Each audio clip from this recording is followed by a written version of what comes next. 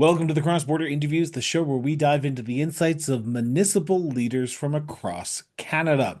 Now, our mission on the show is quite simple: shine a light on the dedicated individuals who day in and day out work around the council table to shape the communities that we call home. This February 27th to March 1st, we traveled to Yellowknife, Northwest Territories to attend the Northwest Territories Association of Communities AGM. And while there, we sat down in person with municipal leaders from across the territory. And for today's episode, we chat with Ulukhaktok Mayor Pat Klengenberg. Across Canada, our cities, towns, villages, and rural communities are alive with stories waiting to be told. Stories of innovation and economic development, resilience in the face of the housing challenges, and the financial hurdles municipalities overcome every day. At the Cross Border Network, we bring these stories to life. From coast to coast to coast, we're connecting Canadians to the issues shaping our communities and showcasing the people working tirelessly to make them thrive. With your support, we can expand our reach, amplify more voices, and shine a light on the challenges and triumphs of municipal life. For as little as $3.99 a month, you can help us grow and continue sharing the stories that matter most. Join us today and be part of this important mission. Together, we can tell more stories, build stronger communities, and make a real difference. Support the Cross Border Network now.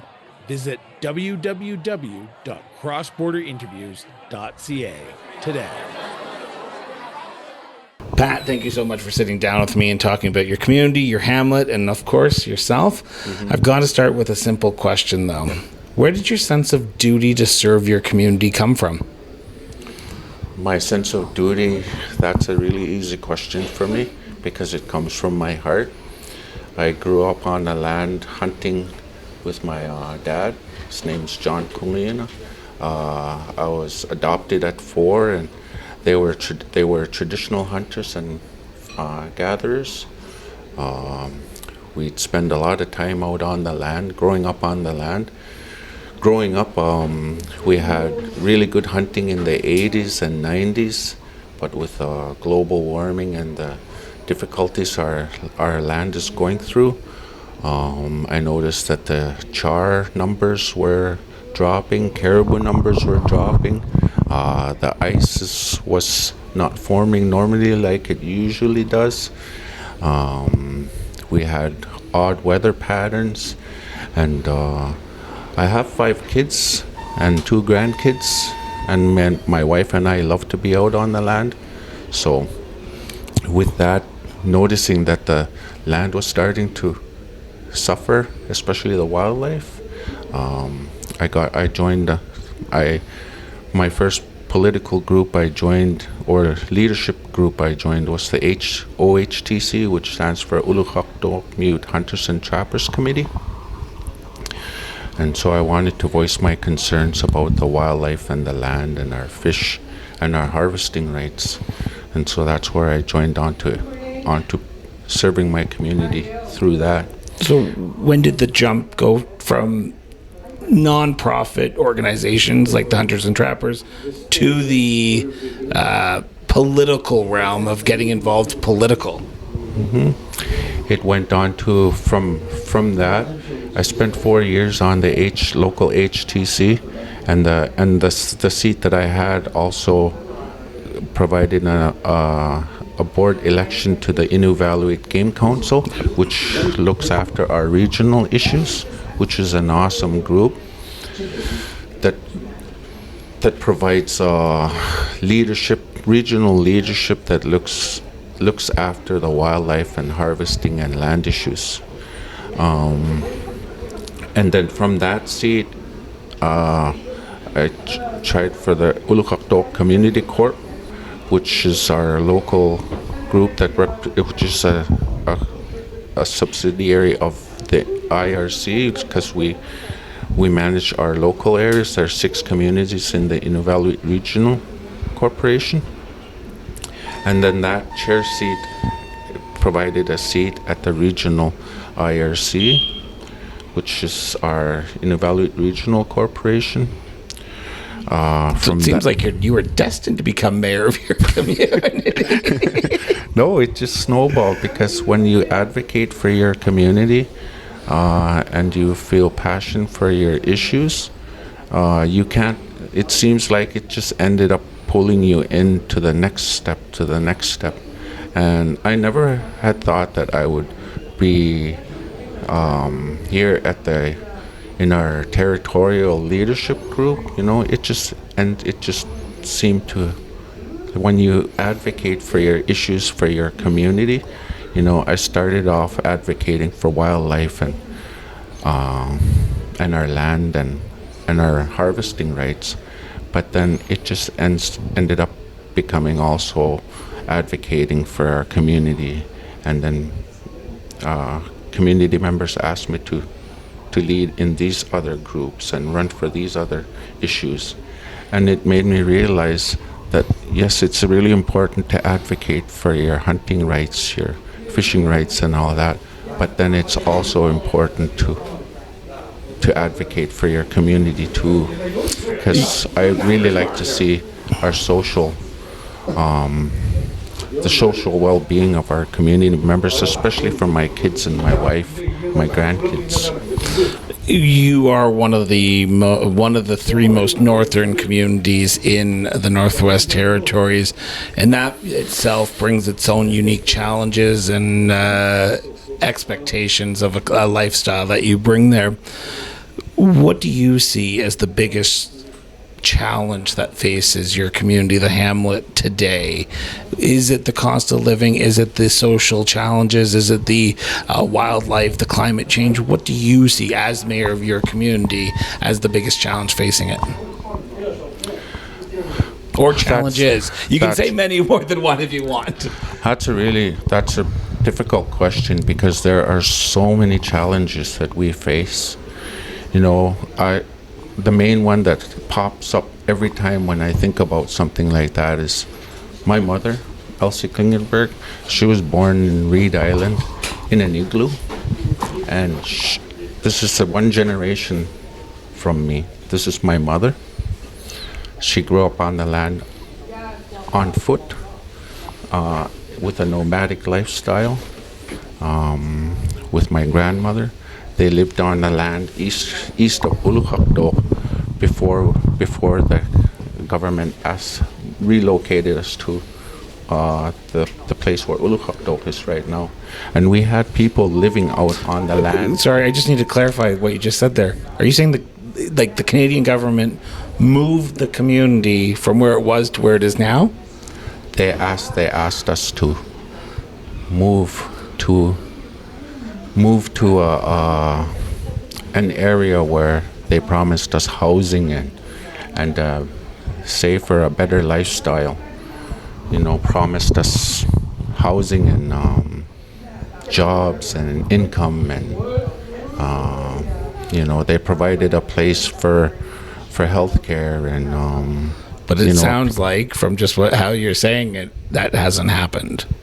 No. We have. We do have a place. What I wanted to get at was that the biggest challenge we face, I think, is the speed at which our culture and our people have changed from our historic lifestyle and culture to a culture that's changed to a Western modern culture.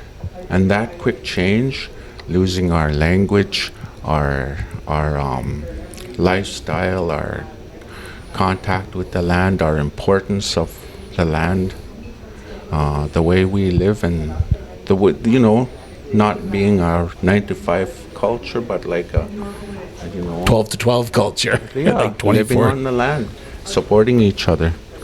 There's so many things that have happened with that quick change.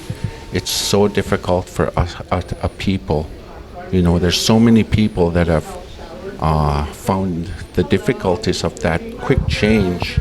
It's affected them so much that there's so many problems that have arisen from that, like low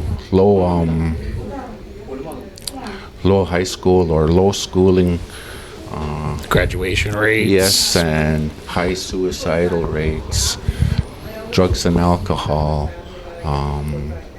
So can I ask a very pointed, stupid question that probably probably keeps you up at night as the mayor? Sorry. How do we solve the issue? Because it is a culture shift that you have to take, and you're the mayor, you're advocating here in Yellowknife. We're at the NWTAC convention right now. You're going to be speaking with territorial MLAs, the cabinet, later on this afternoon. What do you hope to hear? How can we help you get back to that culture that you're speaking so eloquently about? What I see the way to what can happen, what's the best thing that can happen to correct these issues, what I'd like to see is answers from our leadership, not just our regional leaders or our territorial leaders and all the way down to our federal leaders. What I want to hear is answers where we come together and we find solutions to our problems instead of just always saying, no, we can't do this. No, we don't have the funding for that. No, it's always been this way. I'm sorry, but that's not our mandate. That's not good enough, though. Yeah. Is it? What I'd love to see is I'd love to see answers where we actually come together and we find solutions to the problems we have. Just for example, the housing, the cost of living, it's costly to buy food. It's costly to pay for fuel or gas. It's extremely costly to try and buy your own home. Now, it just exponentially multiplies when you live in the Arctic, and then it costs so much to do all these things. It makes it nearly impossible to do things like save up for your own home or even be able to pay for rent if you're living in public housing and all that. Are developers coming up to your community and trying to build? Because, and no disrespect to your community, you are pretty far north, and I would assume for a developer to come up to the hamlet, they're not going to see a cost benefit to that. So, are developers wanting to build in? I'm going to pronounce the name of your community, and I apologize if I get it wrong. Ulukhaktok. Ulukhaktok. Yeah. And it means the place where ulu parts are found. Oh. Yeah. Okay. Because we had copper there. Oh. Yeah. There you go. Yeah. Learn something new every day. But on the developer, because you talk about housing and getting into an affordable house, you need housing to do that. You need people to build affordable housing. Mm-hmm. Are developers trying to build? They do, but their costs are astronomical. Yeah. And when we had the housing program back in the 80s and 90s, where a lot of there was a nice boom there where we had some good programs that provided good housing programs that were really beneficial to the community. Like my adopted dad was one of the beneficiaries of that, where you were able to build your own home. You didn't have to pay for it. You just had to live in it for 5 years. That's amazing. That's amazing. I know. For today, that would be I know. That would be a dream for me right now. And then there was another program where after that where they provided a nice substantial percentage of the cost of the house, and you only needed to pay a certain amount according to your income. That was a good program too. Now today you need to be able to take courses. You need to have a down payment saved up. You need to have a good job. You need to have a good financial history.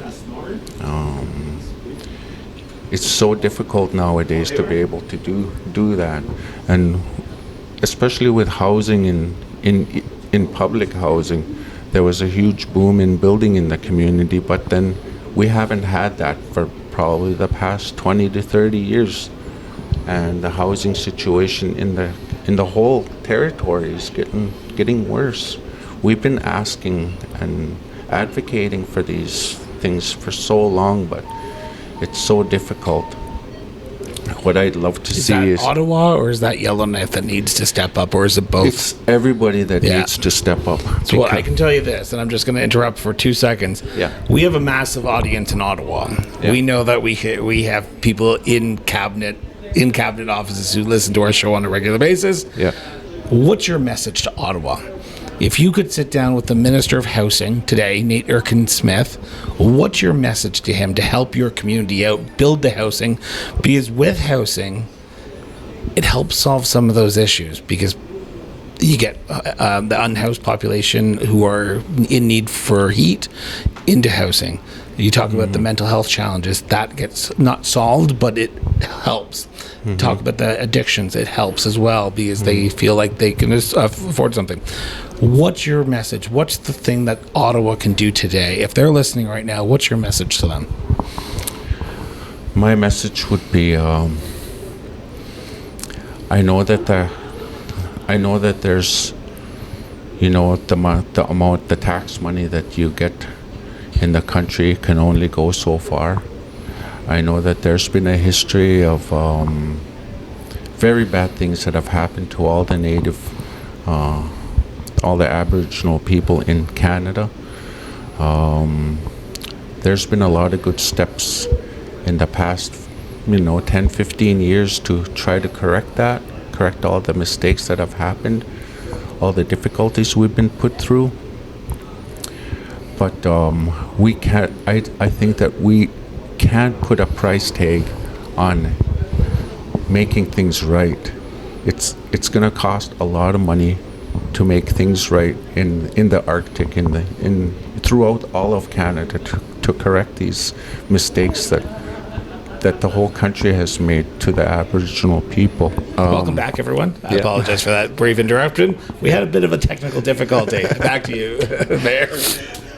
I would say to Ottawa, we cannot put a price tag on correcting the problems that our people in Canada that have lived here for generations and generations.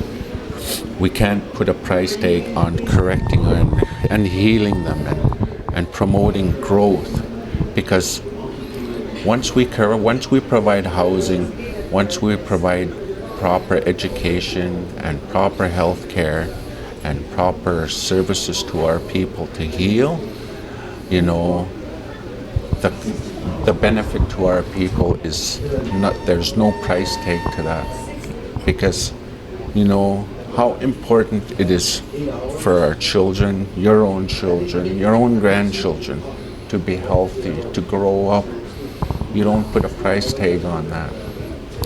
It's once we do heal all that, once we do right from wrong, then you'll see our people thrive, you'll see us grow, you'll see us heal.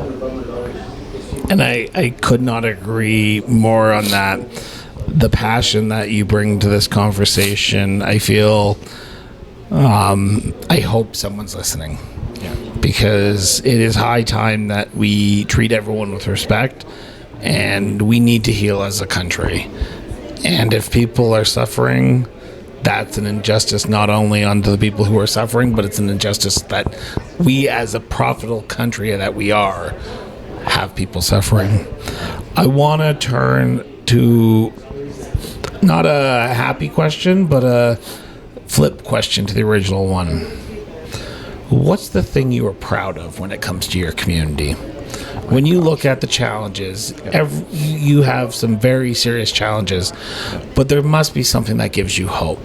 Yeah. What is that hope for you, Mayor? What I'm so proud of our community is that throughout all our difficulties, with the quick change of the culture, the way we live, we've held on to our roots, we've held on to our connection with the land.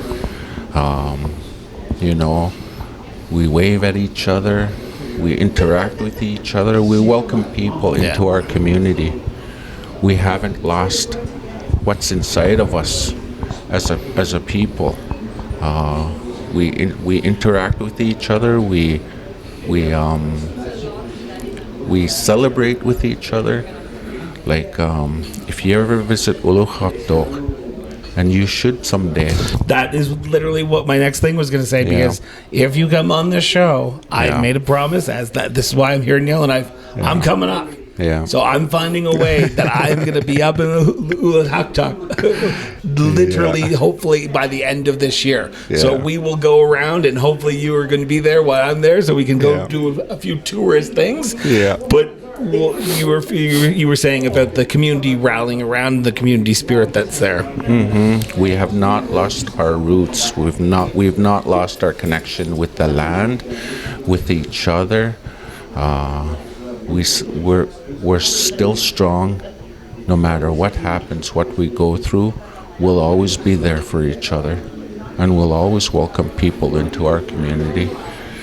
There's so many times throughout the year that you could visit. You could visit in the spring when we have the return of the sun and the wildlife. The ducks come back, and we go out on the land fishing. That's a beautiful time to be there with the 24-hour daylight.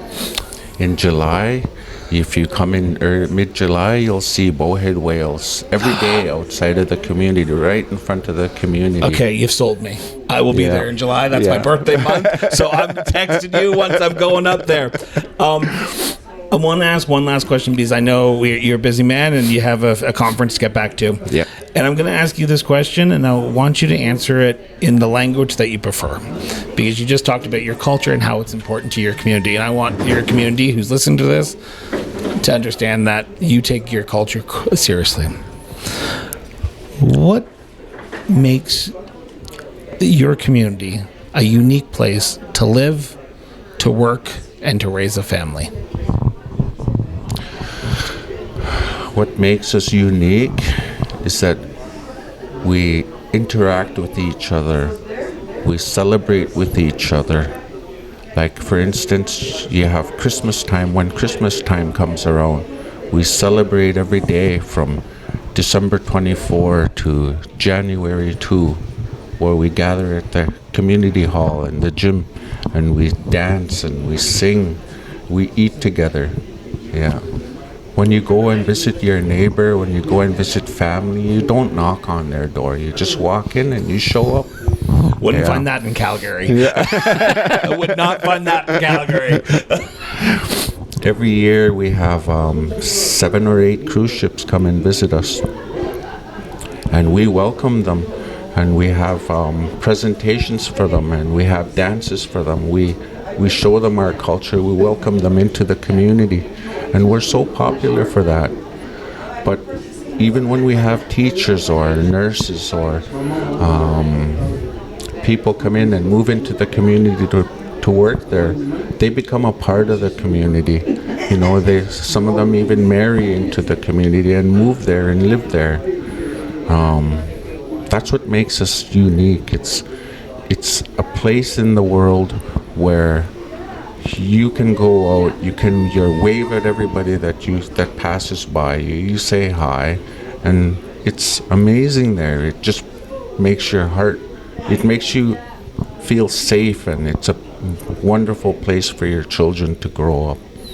No matter the cost of living, no matter how difficult things could be, it's always a good day when you live in Ulukhaktok.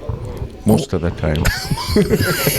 Well, Mayor, I want to thank you so much for sitting down with me. I'm looking forward to visiting and looking forward to continuing this conversation in your community. So thank you so much. Thank you so much for giving me a chance. My pleasure. We want to thank our guests for joining us today and sitting down with us at the convention in Yellowknife from February 27th to March 1st at the Northwest Territories Association of Communities Convention. Thank you so much. And thank you for tuning in for another episode of Cross Border Interviews.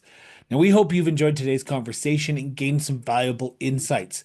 To stay in the loop with all of our latest episodes or catch up on past episodes, don't forget to subscribe to the show on your favorite podcast platform, YouTube, or follow us on social media. For even more content and learn more about the stories and people we feature here on this show, visit us online at crossborderinterviews.ca. Your support means the world to us, so share this episode with your friends, your family, and even your community and help keep the conversation going. Until next time, stay informed, stay engaged, and we'll see you back here for a new episode of Cross Border Interviews soon. Till then.